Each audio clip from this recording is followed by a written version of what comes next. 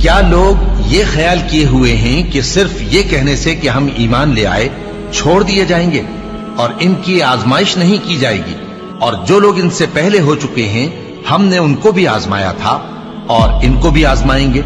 सो अल्लाह उनको जरूर मालूम करेगा जो अपने ईमान में सच्चे हैं और उनको भी जो झूठे हैं। क्या वो लोग जो बुरे काम करते हैं ये समझे हुए हैं कि ये हमारे काबू से निकल जाएंगे?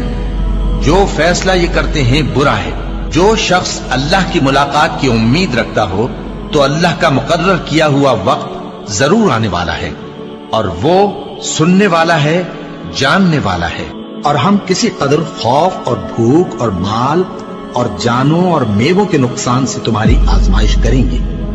और सब्र करने वालों को बिशारत सुना दो कि उन लोगों पर जब कोई मुसीबत वाक़ई होती है तो कहते हैं कि हम अल्लाह ही का माल हैं और उसी की तरफ लौट कर जाने वाले।